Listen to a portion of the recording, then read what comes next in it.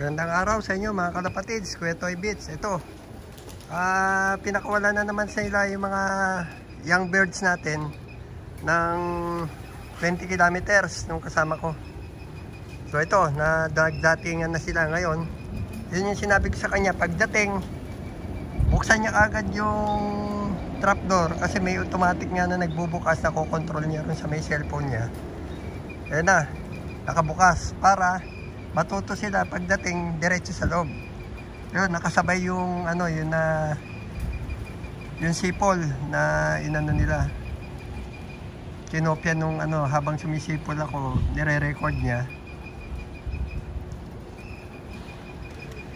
Nire-record niya at ayun na, nai-record na yun, sumisipol yun, pasukan sila oh. Hindi ko ganun malapitan mga kalapatids kasi yun nga, ano, bagong tinuturuan to eh, mga to.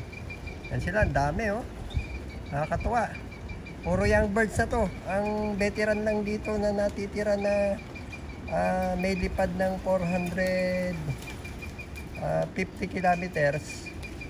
4 na lang yung natira. Kasi yung iba eh naibenta ron sa local buyer. Yung hindi natuloy na karera, dahil nagkasakit si amo, walang magdadala ron sa ano, dun sa club nila, kaya na-stop ang pagsali namin nung nakaraan sa ano 450 kilometers. Bali ano yun, third lap. Huminto kami ron kasi nga na hospital si amo. Ayan o, pag naririnig nila yung sipol, pumapasok sila. Tapos pag ano yan, magre-release na ng pagkain yan. Yun, grabe, ang ganda ng pasok nila oh. Maring may mga ano pa rito, matagal pa pumasok pero sila yung mga ano, yung mga sumusunod, kagaya ng mga yan oh. Yung mga nakadapo dyan, yan yung mga sumusunod. Hindi ko naabangan yung ano mga kalapatid, saka hindi na rin ako nakapag-intro dahil nga bigla na lang nakita ko na nandyan na sila. Nagbalikan na kasi nakita ko yung sasakyan kanina nung amo ko na gamit-gamit ng ano at nagkarga siya ng ite-training niya. Ayun nga, hindi nga, sabi ko sa kanya i-maintain mo lang yung 20 kilometers dahil mga bata pa yan, wag mong pepersahin kasi buti sana kung magagandang katawan nila, kompleto sa vitamin, okay lang. Dagdagan mo kada magpapakawala ka. Eh hindi eh. Hinipo ko yung mga young birds, medyo payat kasi ang style niya, ginugutom niya para daw mabilis pumasok. O nandun na nga tayo. Ang problema, dapat pag nasa loob na sila, eh busugin mo na. Ayun ang pinaka-reward nila. Na maaga silang pumasok, mabilis silang pumasok, kailangan nilang kumain. Para yun ang maitanim sa isip nila na kada pala mabilis ako pumasok, may pagkain kagad na naghihintay. Ganun ah. Ang pag-training ng kalapate yan, nagbababaan pa lang. Yung kasi naabutan ko ginagamit nilang pantawag, yung sipol, ano yun, yung parang yung sipol ng pulis. Binago ko lang yung tono. Dati tuloy-tuloy nilang sinisipulan. Ngayon pinutol-putol ko para maiba naman. Ayan, naririnig niyo siguro mga kalapatids. Update na naman ni Kuya Toy Beats dito sa umagang ito. At para meron akong may share sa inyo itong araw na to. Kahapon nandun ako kay Mr. Nakamura. Sobrang dumi ang kulungan dahil pag Sabado ay Linggo, Lunes mga kalapatid, 2 sunod ako rito. Naku po, ang kulungan ni Mr. Nakamura, hindi pumasok yung kasama ko, ang kalapate. Gutom na gutom, maawa ka, nagwawala sila pagpasok ko. Ang kulungan, ang dumi. Halos masakit na sa mata pag naamoy mo yung singaw ng dumi nila. Kaya kung gustuin mo man hindi pumasok sa isang araw doon kay Mr. Nakamura, hindi ko magawa. Miski may nararamdaman ako, hindi ko magawa. Naawa ko dun sa mga alaga ko. Miski rito sa ano, sa bagay dito may kasama na ako. Dito salitan kami, salitan. Yun, nagbaksak na yung pagkain. Mamaya papasok tayo. Ulit papakita ko sa inyo. Ito ngayon, tuyo na. Nilinis ko. Kasi pinasingaw yung ano, mamayang konti. Papasok ko na yan. Pag nabasa uli, baba ko uli. Kaya, kasi itong pugad na to, yung parang chalk ba? Sabihin mo na white cement, malambot. At magkaangyan mga yan. Pag nabasa yan, lurupok yan. Kaya mamaya papasok ko na yan. Nalimutan ko lang nung isang araw. Ang ganda nung kinabit kong puting ano, yung puting tolda oh. O yan, wala na reklamo siguro yung mga katabi, mga kalapatids, dahil hindi na anong balahibo nila. Tapos kahapon nilipat pala nung kasama ko yung mga kalapate. Etong dalawang butas na to, ito at saka yung katabi niya, hen. Tapos yung dating kulungan ng Morris Gordon at saka dun tagusan dun sa likod, kak. Ayun yung mga ano, mga stock bird namin dito.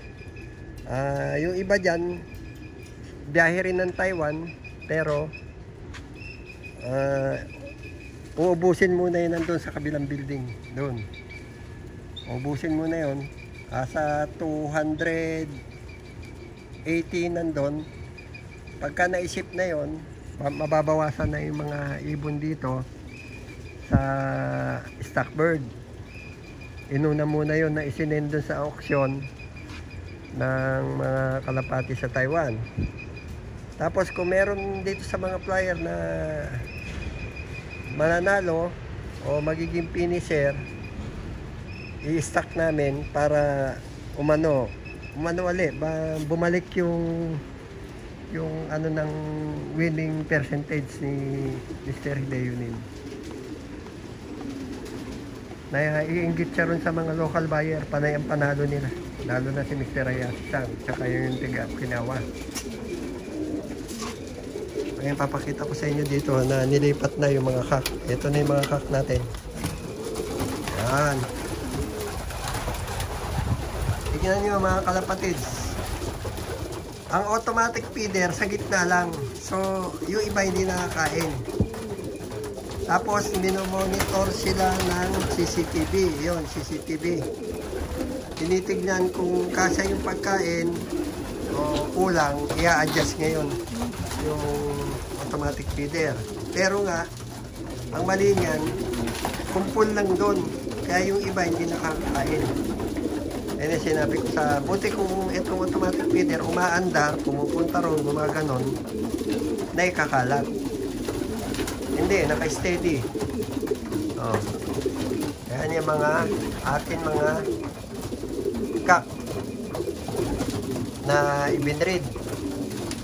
Ito naman kasi mga kak na to, mga kalapatid.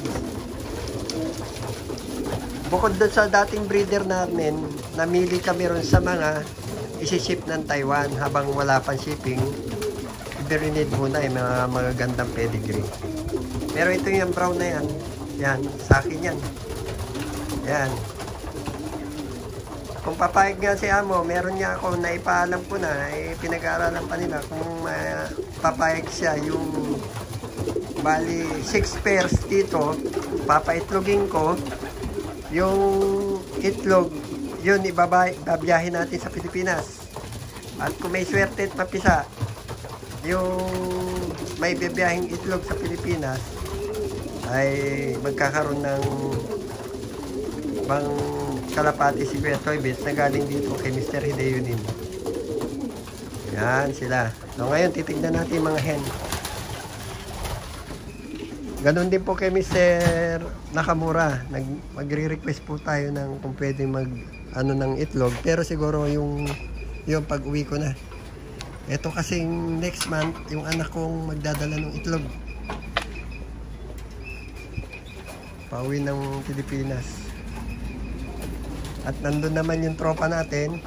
Shout out nga pala kay Jong Pamintuan. Trusted po ni Kuya Toybits yan. Matagal ko nang kakilala yan nung pang 70s, 80s dyan sa Kamuning. Depende po. sa ano sitwasyon kung paano ang mangyayari dito sa ating isisip. Ito naman po mga hen, pinagsama na sa dalawang kulungan. Kasi marami, pag isa lang masikip. Same po, meron siyang automatic feeder at saka merong CCTV. Nag-comment nga ho pala. Ang sabi, wala raw tiwala sa akin yung amo ko, kaya nilagyan ng CCTV. Hindi po pantao yung CCTV para dun sa patuka at saka dun sa mga kalapate. Sa tagal ko po rito, walang nagkakasakit. Meron namamatay pero sa katandaan na lang. Dito hindi na ako binabantayan, nagkatrabaho ko. Miski na walang nagbabantay, mas gusto ko pa pong magtrabaho miski walang nagbabantay, walang nag-uutos, dahil alam ko naman ang obligasyon ko rito sa pag-aalaga ng kalapate, kaya tumagal ako rito sa Mystery Dairy. Maraming ang kumukuha sa akin pero hindi ko pinapatulan na concentrate na lang ako rito sa Mystery Dairy. Lalo na ngayon, yung mga local buyer, nagpapanalo sila. Yung mga galing dito na mga ibinread ko na binili nila, na ginawa nilang breeder, nagpapanalo po sila ngayon. Kaya may dumadating na local buyer. Ito naman yung last clutch, third clutch. Pero meron pang mga 6 doon sa loob na hindi pa pwedeng iwalay. Yan o. Yan, natitipid to. Dapat to, binubusog. O, ito ngayon yung mga ano natin. So, nakuha na ko na to, pero ulitin ko lang. Ayan. Ito sila. Ang ating mga warrior. Nagtsatsaga sa automatic feeder. Ito po, automatic feeder nito. Naikakalat po yung pagkain nito. Kasi ito, magmula rito hanggang doon sa dulo, punong-puno ng pagkain niya. Ngayon, pagka umanda rin automatic, magbabaksak ngayon dito sa baba. Yan, na-explain ko na po nung nakarang video yan. Pero sa mga hindi nakapanood, ulitin natin. Yan. Salamat nga po pala sa mga nagko-comment na mga gandang comment nyo kay Kuya Toy Bits. Maraming salamat. Doon naman sa mga basher, panoorin nyo na lang mabuti yung mga ating mga sinishare sa inyo, mga ina-update ko po sa inyo ng mga binablog po ni Kuya Toy Bits. Intindihin nyo lang po yung mga binablog ko para hindi kayo nagko-comment ng hindi maganda. Ayan o. Nagbaksak. Ano pala, 7 baksak. Binilang ko eh. Narinig nyo naman, nagbaksak. So, yung iba, yan, wala pang pwesto. Ito, nangingitlog na iba rito, mga flyer, pero wala, tapo na. Hindi naman sila breeder eh. Yan, grabe oh.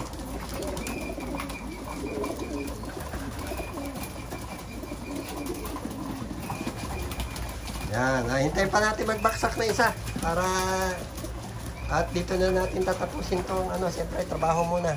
Siningit ko lang po ito dahil nakita ko ang arrival ng mga ano, hindi ko na nga na-videoan yung pagdating nila. Kasi nga, siyempre pagdating mo rito, hindi naman yung pagbablog ang gagawin mo, kung hindi magtrabaho ka, sinisingit ko lang po ito para naman na-share ko yung trabaho ko rito sa Japan na pag-aalaga ng kalapate at para kung meron mang kababayan natin, kalapatids na mapunta rito at ganitong trabaho, sundan nyo lang yung ginagawa ko.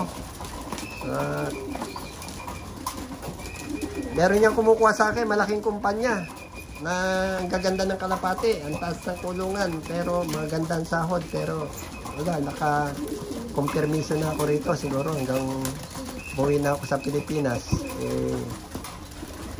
Okay na ako rito dahil nga itong kalapate ano, si Mr. Hidayunin is tested po. Talagang sa dami ng kalapating nasubukan niya, yung 4 na linyada lang yun na nag-stick siya. Hindi na siya nagdagdag ng iba. Talagang sa 4 na linyada, subok na subok mo na. Sa tagal niyang nagkakalapate, almost 65 years na ata, magsi 70 years na siya nagkakalapate. O kasi ano na siya ngayon, mag-90 na eh. Sabi niya sa akin, 18 years old, nagkakalapati na siya. Kaya itong kulungan na to, matanda pa sa akin to. Tayo pa muna natin magbaksak at dito na natin tatapusin itong mixing update para makita nyo at marinig nyo yung pagbabaksak ng pagkain. May mga basher po, intindihin nyo lang po mabuti yung mga yung mga ibang binabas ko kasi kung iintindihin nyo yung mga binablog ko, yung mga nyo, may kasagutan doon. Saka isa pa yung pag-uwi po ng kalapate, hindi naman po sa malabo, meron pa rin pag-asa yung mismong kalapate, pero mag-ano muna tayo, papasakali tayo sa itlog, at kung meron, ibibreed na lang natin dyan. Legit naman po, wala naman po ibang makukuha na ng itlog dito kung hindi rito lang sa Mystery Leonin. Doon naman sa kabila, kailan ko lang pinagbawal, siguro pag uwi ko na sa Pilipinas by December, yung pa lang tayo makakapagpadala na, kung may mapipisa, magkakaroon tayo ng kalapati ni Mr. Nakamura. Pero for the meantime, dito muna tayo, yung mga ipapauwi ni Amo na itlog sa next month, yun muna tayo magko-concentrate. Tagal magbaksak. Ilang minuto ba to bago magbaksak? Hindi ako nag-set nito, yung kasama ko. Saka hindi ko alam mag-set. Lahat ng rito, mga CCTV, automatic, open close nitong door. Ayan mga aparato. Ayan, magkabila yan. Nakaset dun sa yan, yung oras ng pagbubukas. At saka magsasara. Yun, bumaksak na. Nagawa na. Yan, okay. Kain kayo para may lakas kayo. So yun lang mga kalapatids. Dito na natin tatapusin tong update ni Kuya Toy Bits tong araw na to. Maraming pong salamat. Like, share, and subscribe na lang po para kay Kuya Toy Bits. At